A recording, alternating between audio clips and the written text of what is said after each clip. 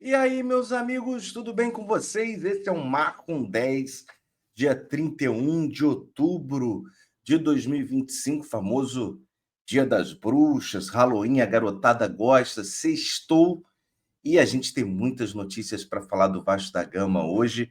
Peço aquele like, aquele joinha, aquela curtida, ajuda muito a divulgar o trabalho. Você também pode deixar seus comentários, tento responder aqui assim que possível. Vamos comentar, vamos debater sobre Vasco da Gama.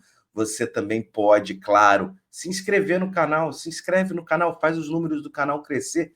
Toda notificação chega para você, então qualquer vídeo ou live chega para você, o YouTube avisa, você inclusive pode, claro, participar das lives diárias nossas, todas horas, todo dia, por volta de 4 horas, 4 e pouca da tarde, estamos entrando ao vivo para falar muito de Vasco da Gama. E, por fim, mas não menos importante, vira membro, é baratinho, é mais barato que uma coquinha gelada de 220 ml e faz a sua doação com Live Pix, mira a câmera do seu celular e fala aqui com a gente. Muito obrigado a todo mundo que compartilha os conteúdos aqui do A Vida ao Vasco. É isso, Vasco já começa os preparativos para o jogo do Botafogo, ingressos esgotados para São Januário, domingo, 8h30 da noite. Ryan voltou a treinar tranquilamente, então tudo leva a crer que Ryan estará disposto, apto para jogar, mas você imagina, nem jogamos o jogo do São Paulo e já estamos falando de outros jogos. Sim, Vasco e Botafogo, vamos começar pela ordem. Ingressos são pela galera do Botafogo e muita gente ficou em dúvida. Quando é que vai começar a vender? O Botafogo não colocou da forma direita a venda de ingressos exclusivos para os visitantes. No caso, o Vasco, o jogo é no Newton Santos, jogo dia 5, né? E aí a gente correu atrás e o perfil Vasco Away, bom perfil nas redes sociais, colocando que a venda de ingressos para a torcida do Vasco, que fica no setor sul lá do Newton Santos, começa dia 3/11, às 10 horas da manhã. Então, dia 3, segunda-feira que vem, a partir de 10 horas, começam as vendas para Vasco e Botafogo, setor visitante, setor sul. Por que eu estou falando isso? Porque lá, no Engenhão, vocês sabem bem, a venda é reduzida de ingressos, no máximo 1.000, 2.000 ingressos. Então, para quem não quiser perder o jogo aqui no Rio de Janeiro, já fica a dica, as informativos, né, dos ingressos por parte do Botafogo não deixaram claro quando começava a venda para o setor visitante, mas foi lá o Vasco Away e prestou essa informação. Parabéns à galera do Vasco Away. Vamos correr atrás desses ingressos aí. Com certeza estarão esgotados, né? Mas fica aí a dica também, porque o torcedor, claro que quer participar dessa reta final de Campeonato Brasileiro. Faltam apenas 8 jogos. Se destaca aqui, faltam apenas 8 jogos, é muito pouco. O valor do ingresso para o jogo do Botafogo, tá? R$ 200 a inteira, sem a meia. É puxado, é puxadíssimo. Então fiquem atentos aí, porque mesmo sendo puxado, eu sei que uma galera quer ir no jogo e vai acabar rapidinho esses ingressos. Falando de ingressos também, Vasco já disponibilizou a venda de ingressos para Vasco e Juventude, a partida do dia 8/11. As vendas começaram ontem para sócios no dia 30. Então, assim, já fica atento também, porque a arquibancada está R$ 120, a meia 60, a social 180, a meia 90. Então, Vasco e Juventude, dia 8, no outro final de semana, e os ingressos já estão disponíveis, tá? Então, temos Vasco e São Paulo, ingressos já esgotados. Vasco e Botafogo, a venda para a torcida visitante, que é a do Vasco, no dia 3. E Vasco e Juventude, que é no dia 8, isso é, no outro domingo, se não me falha a memória, né? Não, no sábado, não é isso? Sábado, a venda de ingressos já iniciou. Então, sábado, 6 horas da tarde é o jogo, mas as vendas já iniciaram. Então não fica de fora outro jogo em que a galera vai lotar e vai fazer o caldeirão ferver. A gente teve ontem, né, no final do dia, a confirmação de que teremos G7 no Campeonato Brasileiro. Sim, Palmeiras conseguiu a remontada, não se tinha ideia, né? O Abel Ferreira, num mau momento, lá com a torcida do Alviverde, e conseguiram a remontada 4-0, uma baita partida do garoto Alan, outra promessa aí do futebol brasileiro, saindo das canchas do Palmeiras, e fizeram 4-0 na LDU. Então a final da Libertadores vai ser Flamengo e Palmeiras e, consequentemente, os dois na disputa do Campeonato Brasileiro também lá em cima, faz com que abra-se a possibilidade do G7. Danilo, por que você está falando isso?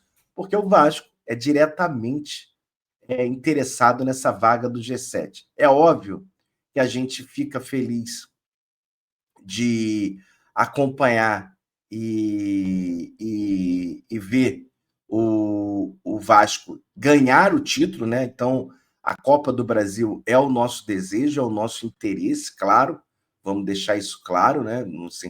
Não estamos apenas atrás de uma vaguinha da Libertadores, mas abre sim um espaço, abre sim uma possibilidade para que o Vasco consiga, pelo Brasileirão, a sua ida na pré-Libertadores, o que deixa a gente, claro, bastante feliz. O Vasco precisa voltar a disputar esses grandes títulos, estar nas finais da Copa do Brasil, disputar Campeonato Brasileiro, disputar Campeonato Estadual e estar jogando a Libertadores, né? A grande diferença que a gente percebe em certos times, pegar o Palmeiras, por exemplo, que ele não deixa de se classificar para a Libertadores já há um tempo, né? Já são alguns anos que o Palmeiras sempre bate cartão na Libertadores, mesmo não vencendo Copa do Brasil e mesmo não vencendo o Brasileiro. Então, assim, chegou em segundo lugar no Campeonato Brasileiro, chegou em terceiro lugar no Campeonato Brasileiro,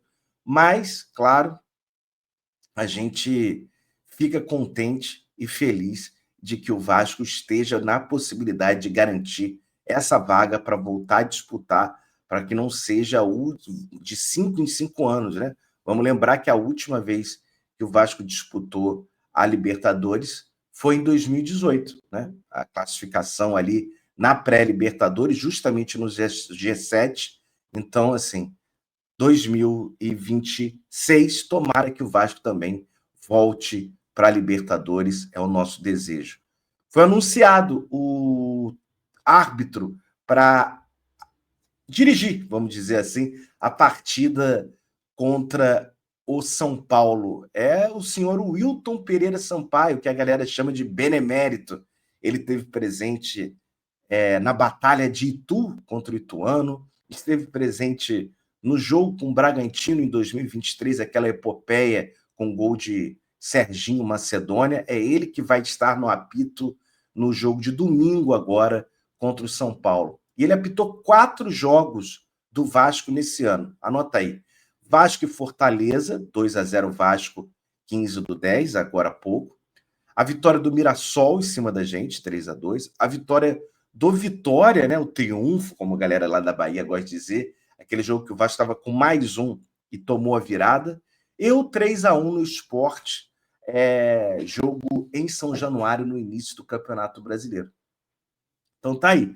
O Wilton Pereira Sampaio, a galera que gosta deles, assim, a gente fica acompanhando, vamos torcer para tudo dar certo no árbitro, para que passe despercebido, né? Que a gente fica feliz, assim, de acompanhar que a coisa passe despercebido. Principalmente a arbitragem, que normalmente comete erros bizarros, né? A gente também destaca, já para a base do Vasco, que saiu a notícia que Lucas Ovidio, um garoto do Sub-17, né, assinou contrato com um profissional. E o valor da multa para o exterior é de 60 milhões de euros.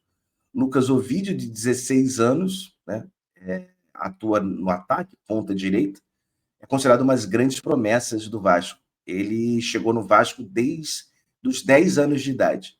E agora o vínculo dele vai até 2029. Então tá aí mais uma das promessas da colina. 60 milhões de euros, gente, dá por volta de, atualmente, no câmbio, 370 milhões de reais. Então, assim, acho que existe dentro do staff do garoto Lucas Ovídio, como do Vasco, uma grande expectativa para que ele seja um dos grandes jogadores pela frente do Vasco. Repito, deixa eu corrigir aqui, até 2028, né? Eu acho que eu falei 2029, se eu não falei, 2028 o vínculo dele é renovado. Então, 3 anos de Lucas Ovídio torcendo, né? Para que ele vire passe de uma grande promessa para uma certeza no profissional, e com certeza vai ter possibilidade no profissional. A gente comentou sobre Leandrinho, né? Leandrinho que está recebendo propostas lá do Dínamo de Kiev e de outros times, né? Europeus. A gente achou até estranho, né? Leandrinho que no ano de 2025 fez pouquíssimos jogos pelo Vasco, e com o Diniz, a última vez que ele jogou, não sei se vocês sabem disso, foi contra o Independente Del Valle. Lá, aquela goleada que o Vasco toma de 4-0 e terrível, Piton é expulso, né? Era para o Vasco ter tomado uma goleada até maior. Esse jogo foi dia 15/7, cara. Então o Vasco, assim, e Leandrinho e o próprio Diniz, acredito eu, não se deram, não tem uma explicação lógica. Vale destacar que quando Piton se machuca, Diniz prioriza Pumita Rodrigues na lateral esquerda do que Vitor Luiz e Leandrinho. E o mais curioso da história do Leandrinho é que o jeito de atacar, né, de ser um ímpeto mais forte no ataque, casaria com o estilo do Diniz, né? Jovem, com saúde. Não sei se aconteceu o retorno dele do Al-Shabaab no meio do ano, né? O Admar acabou falando, né, que o Leandrinho foi emprestado para o Al-Shabaab até para cobrir uma dívida com o Paulinho Paula, com o time árabe. E, assim, estranho. Não acho assim que seja uma perda absurda, fundamental para o elenco do Vasco, não estou falando isso. Mas digo porque ele não teve muitas oportunidades com o próprio Diniz, né? Último jogo contra o Independente Del Valle e depois passou. Vamos ver, vamos acompanhar, assim.